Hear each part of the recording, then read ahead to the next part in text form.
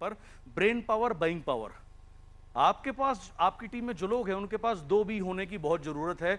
उनके पास average buying power होनी चाहिए और एवरेज ब्रेन पावर होनी चाहिए। बाइंग पावर का होना क्यों जरूरी है?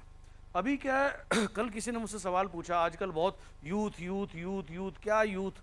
अरे सब, जिसमें तरक्की करनी है वो, मैंने 70 साल के भी यूथ देखे हैं, मैंने 20 साल के बूढ़े भी देखे हैं।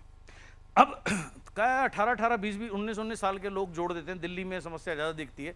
आप तो, मुझे मैच्योर्ड अच्छा क्राउड दिख रहा है, बढ़िया। तो वहाँ 18 साल के, 17 साल के लोग जुड़ जाते हैं। अब उनके पास पैसे नहीं है प्रोडक्ट लेने के, पेरेंट्स को लेके आते नहीं सिस्टम में, तो उनके पास क्या है, बाइंग पावर नहीं है, तो वो यूजलेस है। अगर आप एक रिक्शे वाले को जोड़ दोगे जिसके पास बाइंग पावर नहीं है और ब्रेन पावर भी नहीं है, तो वो आपके लिए बेकार है। आपने कोई वोटिंग लिस्ट नहीं, वोट नहीं कराना ना उससे। तो आपकी जो टीम में लोग हैं उनके पास एवरेज बाइंग पावर का और एवरेज ब्रेन पावर का होना बहुत ज़्यादा जरूरी है। अगर उसे समझ ही नहीं आएगा, आप समझाओगे कैसे उसको, किस भाषा में समझाओगे? जैसे बहुत से लोग क्या कहते हैं, अभी जब मैंने ज्वाइन किया था ना, उस समय ये रेड आईडी, ग्रीन आईडी का कोई सिस्टम ही नहीं था। बड़ा सिंपल क्लीन सिस्टम था, कम से कम 600 रुपये का सामान लेना है, आप सिस्टम में आ गए।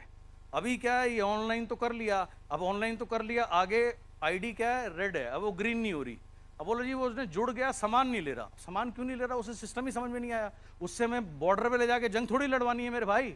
उससे क्या करना है, पीवी जनरेट करवानी है। पीवी जब मैं खुद लूंगा, मेरी टीम लेगी, तभी तो मुझे इनकम आएगी। तो जिसे बात समझ ही नहीं आ सकती, उसमें ब्रेन पावर है ही नहीं। तो ना उसमें ब्रेन पावर है ना बाइंग पावर है। ऐसे आदमी के आप 50,000 लोगों की भी फौज खड़ी कर दो तो भी वो यूजलेस है आपके लिए। तो इनकम आपकी डिपेंड करेगी नंबर्स पे, एफिशिएंसी पे, और एवरेज ब्रेन पावर और एवरेज बाइंग पावर का आपकी टीम में होना बहुत ज़्यादा ज़रूरी है।